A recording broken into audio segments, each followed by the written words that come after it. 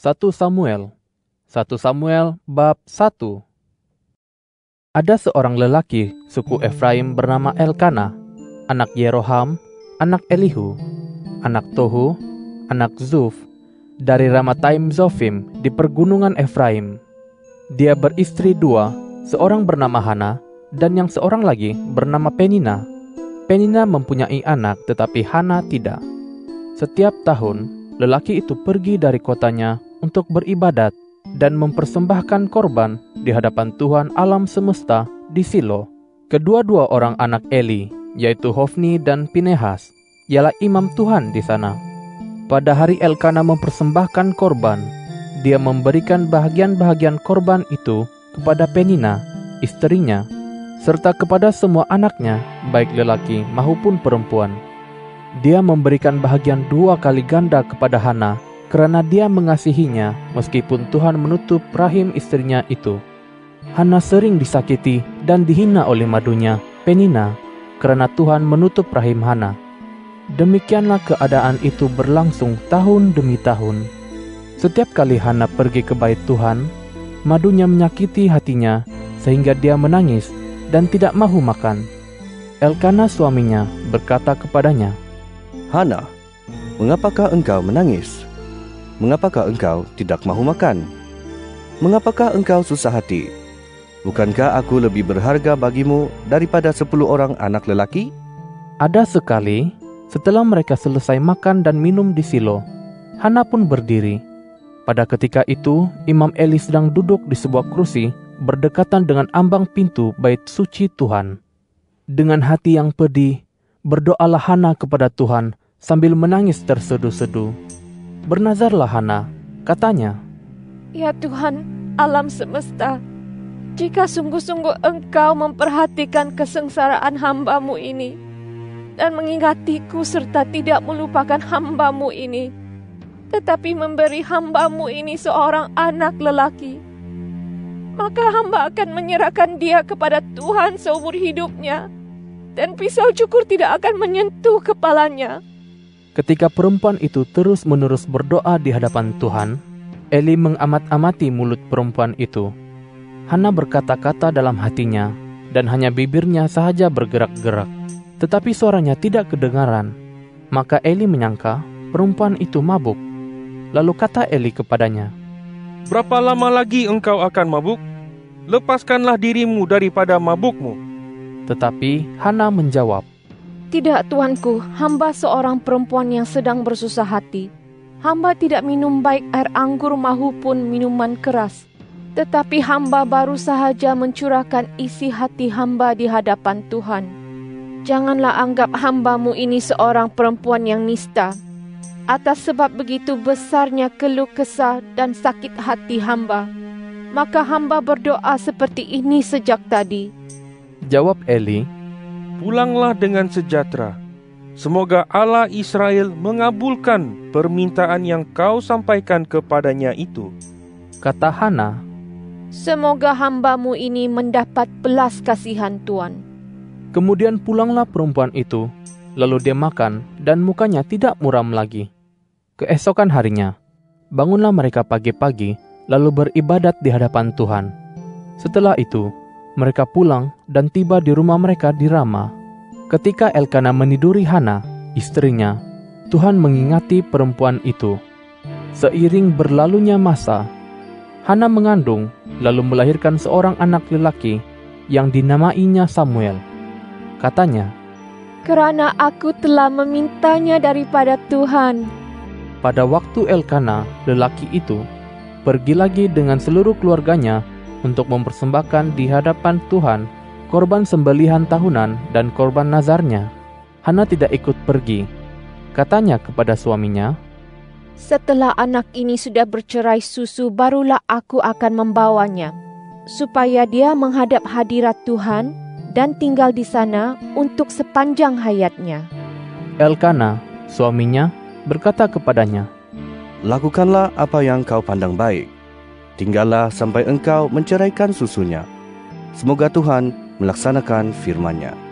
Maka Hana tinggal di rumah dan menyusui anaknya sampai anak itu bercerai susu. Setelah anak itu bercerai susu, dia pun membawa dan menghantar anak itu ke bait Tuhan di Silo. Dia juga membawa bersama-samanya seekor lembu berumur 3 tahun, 1 eva tepung, dan sekantung kulit air anggur. Pada waktu itu, anak itu masih kecil. Lembu jantan itu disembelih, lalu anak itu dibawa kepada Eli. Kata perempuan itu, "Ya tuanku, demi hidup Tuan, hambalah perempuan yang dahulu berdiri di sini dekat Tuan sambil berdoa kepada Tuhan. Untuk mendapat anak inilah hamba berdoa. Dan Tuhan telah mengabulkan permintaan yang hamba sampaikan kepadanya. Oleh sebab itu, hamba menyerahkan anak ini kepada Tuhan. Hidup sepanjang hayatnya terserah kepada Tuhan." Anak itu pun beribadat kepada Tuhan di sana. 1 Samuel bab 2. Lalu berdoalah Hana. "Hatiku bersukaria kerana Tuhan, kekuatanku disanjung tinggi kerana Tuhan. Mulutku mengecam parah musuhku, kerana aku bersuka cita atas pertolongan-Mu. Tiada yang suci seperti Tuhan, tiada yang lain kecuali Engkau, tiada batu pejal seperti Allah kita. Jangan terus-menerus bercakap sebegitu sombong. Janganlah keangkuhan keluar daripada mulutmu, kerana Tuhan itu Allah yang Maha Tahu, dan melaluinya setiap perbuatan manusia dipertimbangkan. Telah dipatahkan busur panah para kesateria, tetapi sabuk orang yang lemah ialah kekuatan. Kalangan yang dahulu kenyang kini menjadi orang upahan demi rezeki. Tetapi tiada kelaparan bagi orang yang dahulunya lapar. Yang dahulunya mandul kini 7 orang anaknya, tetapi dahulu beranak ramai kini terbiar merana. Tuhan mematikan dan juga menghidupkan. Dia menurunkan ke alam kubur dan membangkitkan. Tuhan memapakan dan mengayakan. Dia merendahkan dan juga meninggikan. Dia membangkitkan orang miskin daripada debu dan mengangkat orang melarat daripada timbunan sampah untuk didudukkan bersama dengan para bangsawan. Sehingga mereka mewarisi takhta kemuliaan. Tiang-tiang bumi sememangnya milik Tuhan, dan di atasnya Dia menempatkan bumi ini. Dia akan memelihara langkah kalangan yang saleh, tetapi orang fasik akan tersingkir ke dalam kegelapan. Kerana berdayanya seseorang bukan atas kekuatannya sendiri. Tuhan akan menghancur leburkan kalangan yang menentangnya, mengecam keras mereka bagaikan guruh di langit. Tuhan akan mengadili seluruh bumi. Dia akan mengurniakan kekuatan kepada raja yang diangkatnya dan memberikan kejayaan kepada orang pilihannya. Lalu pulanglah Elkana ke rumahnya di Rama, tetapi anak itu menjadi penyelenggara ibadat kepada Tuhan di bawah pengawasan Imam Eli. Amat jahatnya kelakuan anak-anak lelaki Eli. Mereka tidak mengenal Tuhan. Amalan masa itu ialah para imam bertindak sewenang-wenangnya terhadap umat biasa. Ketika seseorang mempersembahkan korban sembelihan, pembantu imam akan datang membawa garpu serampang 3, sementara daging itu masih direbus. Dia akan mencucukkan garpu ke dalam wadah, kuali, belanga, atau periuk. Lalu apa-apapun yang terangkat oleh garpu itu akan diambil oleh imam untuk dirinya sendiri. Demikianlah yang dilakukan mereka di Silo terhadap semua orang Israel yang datang ke sana. Bahkan sebelum lemaknya dibakar, pembantu imam akan datang kepada orang yang mempersembahkan korban dan berkata, "Berikanlah daging itu kepada imam untuk dipanggang. Dia tidak mahu menerima daripadamu daging yang direbus, melainkan yang mentah." Jika orang itu berkata kepadanya, "Lemaknya harus dibakar dahulu, setelah itu ambillah sesuka hatimu," maka hamba itu akan menjawab dia, "Berikan sekarang juga. Kalau tidak, aku akan mengambilnya dengan paksa." Jadi, sangatlah besar dosa para pemuda itu di hadapan Tuhan, karena mereka memandang rendah persembahan yang diperintahkan Tuhan. Sementara itu, Samuel menjadi penyelenggara ibadat di hadapan Tuhan. Anak itu memakai baju efod daripada kain linen. Ibunya biasa membuat sehelai jubah kecil untuknya. Lalu setiap tahun, jubah itu dibawanya untuk anaknya ketika dia pergi bersama-sama suaminya untuk mempersembahkan korban sembelihan tahunan. Kemudian Eli akan memohonkan berkat bagi Elkana dan istrinya. Katanya, "Semoga Tuhan mengurniakan kepadamu keturunan daripada perempuan ini sebagai pengganti yang telah diserahkannya kepada Tuhan." Setelah itu, mereka pulang ke tempat tinggal mereka. Tuhan melawat Hana, sehingga dia mengandung dan melahirkan lagi 3 orang anak lelaki dan 2 orang anak perempuan.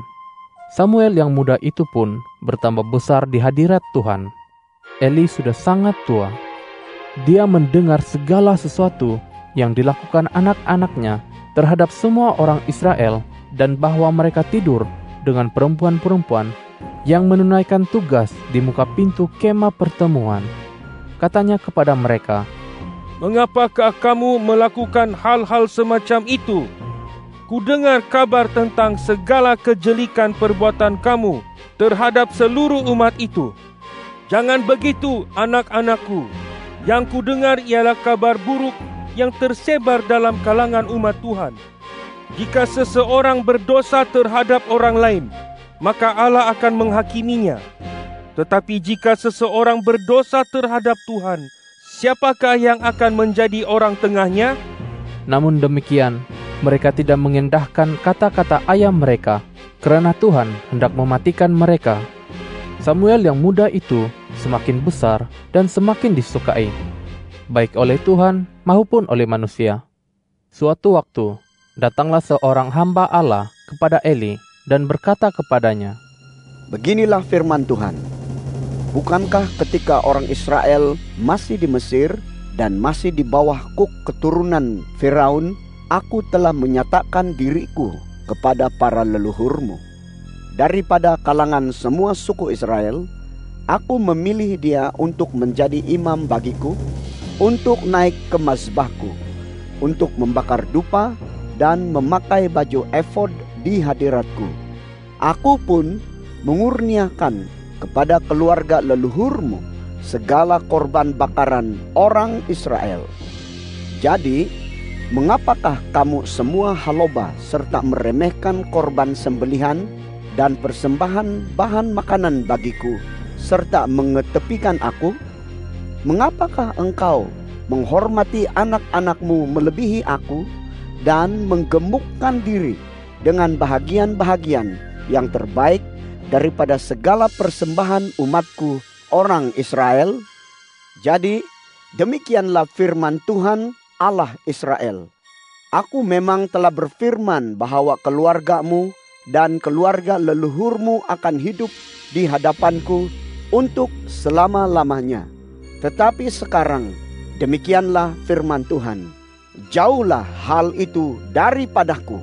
Orang yang memuliakanku akan kumuliakan, dan orang yang meremehkan aku akan dipandang hina.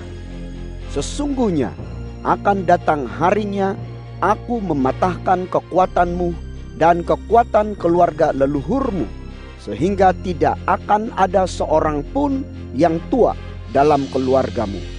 Engkau akan memandang kesesakan di tempat hadiratku. Walaupun segala kebaikan akan dikurniakan kepada Israel, tidak akan ada seorang yang tua dalam keluargamu untuk selamanya. Setiap orang dalam kalanganmu yang tidak kulenyapkan daripada mazbahku akan membuat matamu sayu dan menggusari hatimu, dan semua keturunan keluargamu akan mati pada masa akil balik mereka. Hal yang akan menimpa kedua-dua orang anakmu, Hofni dan Pinehas, akan menjadi tanda bagimu. Pada hari yang sama, kedua-duanya akan mati. Kemudian aku akan membangkitkan bagiku seorang imam yang penuh amanah dan yang akan bertindak selaras dengan kehendak hati dan jiwaku. Aku akan membangunkan baginya sebuah keluarga yang teguh, dan dia akan sentiasa hidup di hadapan orang yang kulantik. Kemudian sesiapa daripada kalangan keluargamu yang masih hidup akan datang bersujud kepadanya untuk meminta sekeping perak dan sebuku roti sambil berkata, "Kumohon, masukkanlah aku ke dalam salah satu jawatan imam, supaya aku dapat makan sekeping roti." 1 Samuel bab 3. Samuel yang muda itu mengerjakan amalan ibadat kepada Tuhan di bawah pengawasan Eli. Pada masa itu, jarang-jarang didapati firman Tuhan dan juga tidak begitu sering berlakunya penglihatan. Pada suatu hari, Eli, yang matanya mulai kabur dan tidak dapat melihat dengan baik itu, sedang berbaring di tempat tidurnya. Pelita bait suci Allah belum lagi padam, dan Samuel sedang berbaring di tempat tabut Allah di dalam bait suci Tuhan. Lalu Tuhan memanggil Samuel, dan dia menjawab, "Ya, aku ada di sini." Lalu dia berlari kepada Eli dan berkata, "Ini aku. Tuhan memanggilku?" Jawabnya, "Aku tidak memanggilmu. Berbaringlah lagi." Lalu pergilah dia berbaring. Tuhan memanggil Samuel sekali lagi. Maka bangunlah Samuel, lalu pergi mendapatkan Eli, seraya berkata, "Ya, aku ada di sini. Bukankah Tuhan memanggil aku?" Tetapi Eli berkata, "Aku tidak memanggil, anakku. Tidurlah semula." Samuel belum lagi mengenal Tuhan. Bahkan, firman Tuhan belum pernah dinyatakan kepadanya. Kemudian, Tuhan memanggil Samuel sekali lagi. Buat kali ketiganya, Samuel pun bangunlah, lalu pergi mendapatkan Eli, seraya katanya, "Ya, aku ada di sini. Bukankah Tuhan memanggil aku?" Maka mengertilah Eli bahwa Tuhan yang memanggil anak itu. Lalu Eli berkata kepada Samuel, "Pergilah berbaring. Nanti, jika dia memanggil engkau, katakanlah, 'Ya Tuhan, berfirmanlah, hamba-Mu ini mendengarkannya.'" Maka pergilah Samuel berbaring di tempatnya. Tuhan pun hadir dan memanggilnya seperti yang sudah-sudah. Samuel, Samuel. Jawab Samuel, "Berfirmanlah, hamba-Mu ini mendengarkannya." Lalu berfirmanlah Tuhan kepada Samuel, Ketahuilah, aku akan melakukan sesuatu di Israel, sehingga akan berdesing kedua-dua belah telinga setiap orang yang mendengarnya. Pada hari itu, aku akan melaksanakan segala sesuatu yang telah kufirmankan kepada Eli mengenai keluarganya, daripada permulaan hingga penghabisannya. Aku telah memberitahunya bahwa aku akan menghukum keluarganya untuk selama-lamanya atas kesalahan yang telah diketahuinya. Anak-anaknya telah mendatangkan kutukan atas diri mereka sendiri. Namun Eli masih tidak menghalang kemungkaran mereka. Oleh sebab itu, aku telah bersumpah kepada keluarga Eli bahwa kesalahan keluarga Eli tidak akan dapat dihapuskan dengan korban sembelihan atau dengan persembahan bahan makanan untuk selama-lamanya. Samuel berbaring sampai pagi hari. Lalu dibukanya pintu-pintu bait Tuhan. Samuel berasa takut untuk memberitahukan penglihatan itu kepada Eli. Tetapi Eli memanggil Samuel. Katanya, "Samuel, anakku." Jawabnya, "Ya, aku ada di sini." Kata Eli, "Firman apakah yang telah disampaikan kepadamu? Kumohon, jangan sembunyikan hal itu daripada aku. Biarlah Allah menjatuhkan azab kepadamu. Bahkan lebih lagi, jika engkau menyembunyikan daripadaku sedikit sahaja daripada segala yang difirmankannya kepadamu." Maka Samuel memberitahu kepadanya segala hal itu tanpa menyembunyikan apa-apa. Kata Eli, "Dialah Tuhan, biarlah dia melakukan apa yang dipandang baik olehnya. Samuel semakin besar. Tuhan menyertainya dan tidak membiarkan satu pun daripada firman-Nya yang disampaikan melaluinya tergugur. Maka seluruh Israel, dari Dan sampai Bersheba, tahu bahwa jawatan Nabi Tuhan sudah disahkan kepada Samuel.